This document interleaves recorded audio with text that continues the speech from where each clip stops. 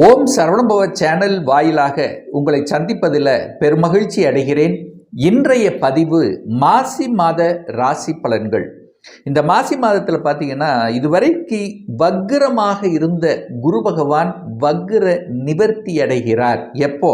மாசி மாதம் 27/11/3/2026 அன்று மிதுனத்தில் வக்ர நிலையில் இருந்த குரு பகவான் வக்ர நிவர்த்தி அடைகிறது. அதே போல் இந்த மாசி மாதத்தில் 5 கிரகங்கள் இந்த கும்பமனையில் இருக்க போகுது. அதாவது ராகு பகவான் இருக்காரு, புதன், சூரியன், சுக்கிரன், இந்த 4 கிரகங்கள் கும்பத்தில் அமர்ந்திருக்கு.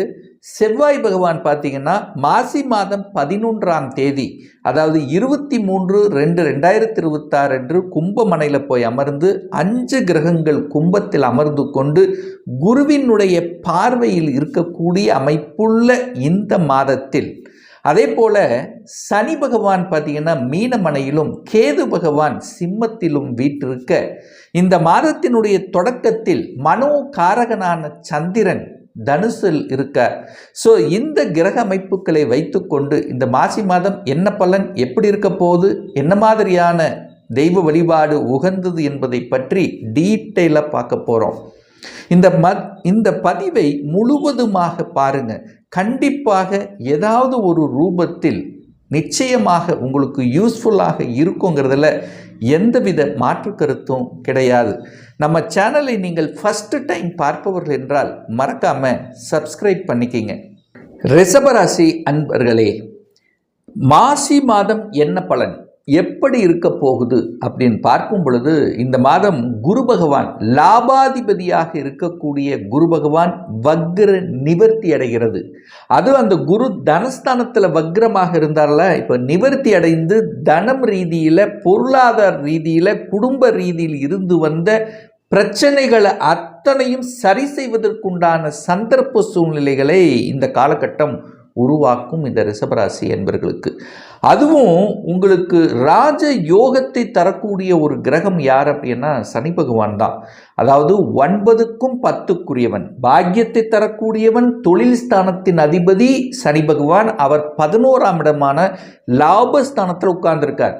அப்போ இதுவரைக்கு லாபஸ்தானத்தில் இருந்தாலும் தொழில் ரீதியில், வேலை ரீதியில் எனக்கு ஒரு பெரிய ஒரு அங்கீகாரத்தை கொடுக்கல, பெரிய ஒரு வளர்ச்சியை கொடுக்கல அப்படின்னு நினைத்து கொண்டிருக்கக்கூடிய ரிஷபத்துக்கு இந்த மாசி மாதம் ஒரு நல்ல காலகட்டம். ஏன்னா சனிக்கு வீடு கொடுத்த குரு பகவான் இதுவரைக்கும் வக்ர நிலையில் இருந்தார். ஆனால் இப்போ வக்ரம் நிவர்த்தி அடைந்து விட்டாது. அப்போ உண்மையான பாக்கியத்தையும் தொழில் ரீதியான வளர்ச்சியையும் இந்த மாசி மாதத்தில் இருந்து தான் இந்த ரிஷபராசி என்பவர்களுக்கு கொடுக்க போகுது அப்படிங்கிறத ஸ்ட்ராங்காக சொல்லலாம். இந்த மாசி மாதம் பார்த்தீங்கன்னா 5 கிரகங்கள் 10ஆம் இடத்துல உட்கார்ந்துருக்கு. உங்கள் ராசிநாதனும் 10ல் தான் உட்கார்ந்துருக்கு. அப்போது இந்த மாதம் முழுவதும் உங்களுடைய சிந்தனைகள் அத்தனையும் வேலை சார்ந்த விஷயமாக, தொழில் ரீதி சார்ந்த அல்லது வியாபாரம் சம்பந்தப்பட்ட இதில் தான் உங்களுடைய ஆள் மனது வேலை செய்து கொண்டிருக்கும். எப்படி டெவலப் பண்ணுறது, இப்போ தொழில் இருக்கிறீங்கன்னா அந்த தொழில், இப்போ இருக்கக்கூடிய தொழிலை எப்படி விரிவுபடுத்துவது, என்ன மாதிரியான ஒரு ஸ்ட்ராட்டஜி பிளான் வகுப்பது, ஏன் லாபம் தரல, இனிமேல் லாபம் தருவதற்கு என்ன மாதிரியான திட்டங்களை நம்ம வகுக்கணும், இது அத்தனை விதமான நுணுக்கங்கள் இப்போ உங்களுக்கு புலப்படும். ஏன் லாபம் கிடைக்கல, எதிரிகள் எப்படி இருந்தாங்க, யார் கூட இருந்து துரோகம் செய்தார்கள், எதனால் நமக்கு இத்தனையும் நடக்கல, சக்சஸ் கொடுக்கல அப்படிங்கிறது எல்லாமே அலசி ஆராய்ந்து தெளிவான ஒரு முடிவு எட்டக்கூடிய தன்மை இந்த மாசி மாதம் நிச்சயமாக ரிஷபத்துக்கு உண்டு. ஏன்னா ஏன் இதை ஸ்ட்ராங்காக சொல்கிறேன்னா, செவ்வாயும் சூரியனும் 10ஆம் இடத்துல போய் அமர்ந்து திக்பலம் அடையுது. 2 கிரகங்கள், அதிகாரத்தை தரக்கூடிய 2 கிரகங்கள் வலிமை பெறுகிறது. அப்போ உங்கள் அதிகாரம் மேலோங்குன்னு அர்த்தம். இதுவரைக்கும் உங்கள் பேச்சை கேட்காதவர்கள் கூட இப்போ கேட்பாங்க. உங்களுக்கு ஒரு முக்கியத்துவம் கிடைக்கும். எந்த பொறுப்பை கொடுத்தாலும் அதை திறம்பட கையாளக்கூடிய வல்லமை இந்த மாதம் உண்டுன்னு சொல்லுவேன். அப்போ உங்களுடைய தனி திறமையை நிரூபணம் செய்யக்கூடிய, நிரூபிக்கக்கூடிய ஒரு அற்புதமான ஒரு மாதம் இந்த மாசி மாதம்னு சொல்லுவேன். ஏன்னா 10ஆம் இடத்தில் 10ஆம் இடம் என்பது தொழிலை குறிக்கக்கூடிய, கர்மா குறிக்கக்கூடிய, புகழை குறிக்கக்கூடிய, கௌரவத்தை குறிக்கக்கூடிய ஒரு இடம். அப்போ அங்கே சூரியன் வலிமை பெறுதல்ல. அப்போ அதிகாரம், அட்மினிஸ்ட்ரேஷன் சூப்பராக இருக்க போது, பொறுப்பு கிடைக்கப் போகிறது, புதிய பதவிகள் தேடி வரக்கூடிய அமைப்புகள், அரசியலில் பதவி கிடைக்கும், அரசியலில் ஈடுபடக்கூடிய எண்ண ஓட்டங்களை உங்களுக்கு அதிகமாக தரும். ஏன்னா சூரியன் தான் ஒரு அரசியலுக்கு ஒருத்தர் போகணும் அப்படின்னாலும் சூரியன் வலுவாக இருக்கணும். யாரெல்லாம் அரசியலுக்கு போகணும் அப்படிங்கிற எண்ணம் இருக்குதுன்னா முதல் படி சூரியன் எந்த தன்மையில் இருக்காருன்னு பார்க்கணும். உங்கள் ஜாதகத்தில் வலிமையாக இருக்கணும், ஆட்சியாக இருக்கணும், உச்சமாக இருக்கணும், அல்லது திக்பலமாவது பெறணும், அட்லீஸ்ட் வர்க்கோத்தம பலமாவது பெறணும். சுப கிரகங்களினுடைய தன்மை குருவினுடைய பார்வையில் இருக்கிறது, பௌர்ணமி யோகத்தில் பிறப்பது, 5ஆம் இடம் வலிமையாக இருப்பது. ஸோ இதெல்லாம் இருந்ததுன்னா ஈஸியாக உங்களுக்கு அரசியல் வரும். அரசியலில் ஒரு பதவி கிடைக்கக்கூடிய அமைப்புகள், சந்தர்ப்பங்கள் நிச்சயமாக உருவாக்கும். அரசியல் இல்லைன்னா கூட அதிகாரத்தில் இருப்பீங்க, ஒரு பொறுப்பில் இருப்பீங்க, அரசாங்க வேலையில் இருக்கக்கூடிய சந்தர்ப்பங்கள் இல்லைன்னா அட்மினிஸ்ட்ரேஷன் கொடுக்கும். கண்டிப்பாக சூரியன் அவசியம். இந்த மாதம் சூரியன் வலிமை பெறுகின்ற ஒரு மாதமாக இருக்கிறதுனால நிறைய ரிஷபராசி என்பவர்கள் பொறுப்புகள் கூடும். சூரியனை போல மிளிரக்கூடிய தன்மை, கௌரவம் கிடைக்கக்கூடிய தன்மை சூப்பராக இருக்க போதுன்னு நான் சொல்லுவேன். 5ஆம் அதிபதி 10ல் இருக்கு. அரசாங்க வேலை கன்ஃபார்ம். இந்த அரசாங்க வேலைக்கு ரிசல்ட் எதிர்பார்த்து கொண்டிருப்பவன், ஏற்கனவே அரசாங்க வேலையில் இருக்கின்றவர்கள், ஸோ இந்த மாதிரி அரசு துறை இதெல்லாம் சூப்பராக இருக்கு. ஏன்னா 5க்குரியவன் 10ல் உட்கார்ந்துருக்கார். 5க்குரியவன் போய் 10ல் இருந்தாலும் சரி, அங்கே சூரியன் 10ஆம் இடத்தில் இருக்கிறதும் சரி, சிம்ம மனை தான் அதிகாரம் கொடுக்கக்கூடிய மனை, அந்த மனையை 5 கிரகங்கள் பார்க்குது. அப்போ ஆளுமை தன்மை கிடைக்கக்கூடிய ஒரு அற்புதமான ஒரு மாதம் இந்த மாசி மாதம் அப்படின்னு சொல்லுவேன். பொருளாதாரம் 2ல் குரு வக்ரமாக இருந்தார். நிறைய பேருக்கு பொருளாதார பிரச்சனை வந்திருக்கும். அல்லது கணவன் மனைவிக்குள்ள ஈகோ கிளாஸ் ஏதோ ஒரு வகையில். ஏன்னா 8ஆம் அதிபதி, ஏன்னா குருன்னாலுமே 8ஆம் அதிபதி இல்லவா, ஒரு வலி, வேதனை, துக்கம், துயரத்தை கொடுக்கக்கூடியவன் யாரு? இந்த ரிஷபத்துக்கு குரு தான். ஸோ அந்த குரு குடும்பஸ்தானத்தில் அமர்ந்து கொண்டு குடும்பத்தில் சில குழப்பங்களை கொடுத்து கொண்டிருந்தது, பொருளாதாரத்தில் சில சிக்கல்களை கொடுத்து கொண்டிருந்தது. இப்போ வக்ர நிவர்த்தி ஆகிறதுனால ஏற்கனவே கொடுத்து எங்கேயாவது லாக் ஆகியிருந்த அந்த பணம் அப்படியே வெளியில் வருவதற்கான அமைப்புகள், சந்தர்ப்பங்கள் உண்டு. மறைந்திருந்த பணம் இப்போ வெளியே வரும். இன்சூரன்ஸ் பணம் வரும், அல்லது கொடுத்து வைத்திருந்த பணம் வரும். இந்த மாதிரி பெரிய மனிதர்களுடைய தொடர்புகள் கிடைக்கும். அதாவது குரு அப்படின்னாலே பெரிய மனிதர்கள், குரு அண்ணாலே தனம். அந்த குரு 6ஆம் இடத்தை பார்க்கிறார், கடன் கிடைக்கும். குரு 8ஆம் இடத்தை பார்க்கிறார், வெளியூருக்கு செல்லக்கூடிய வாய்ப்புகள், சந்தர்ப்பங்கள் அமையும். இப்போ இந்த ரிஷபராசி என்பர்கள், நான் வெளியூர் போகணும், வெளிநாட்டுக்கு போகணும் என்று நினைத்து கொண்டிருக்கிறவங்களுக்கெல்லாம் சக்சஸ் கொடுத்துரும். அல்லது ரொம்ப நாளாக ஒரு வழியோடு இருந்து கொண்டிருந்தவர்கள், எனக்கு வேலை கிடைக்கல, வேலைக்காக அப்ளை பண்ணிகிட்டே இருக்கிறேன், ஒரு 2 மாதம் ஆச்சு, நிறைய இன்டர்வியூ அட்டென்ட் பண்ணிட்டேன், ஆனால் கிடைக்க மாட்டேங்குது சார், எனக்குண்டான ஒரு ரெகனைசேஷன் கிடைக்கல சார் அப்படின்னு இருக்கிறவங்களுக்கெல்லாம் இப்போ இந்த மாசி மாதம் வேலை கிடைச்சிரும். ஸோ வழிகளை கொடுத்து கொண்டிருந்த, ஏன்னா அதே குரு தான் உங்களுக்கு 8ஆம் அதிபதியாகவும் வருவார், அதே குரு தான் உங்களுக்கு லாபாதிபதியாகவும் வருவார். அப்போ நிச்சயமாக மன மகிழ்ச்சி, சந்தோஷத்தை தரக்கூடிய நிகழ்வுகள் இந்த மாசி மாதம் நீங்கள் எதிர்பார்க்கலாம். இந்த ரிஷபராசி அன்பர்கள்,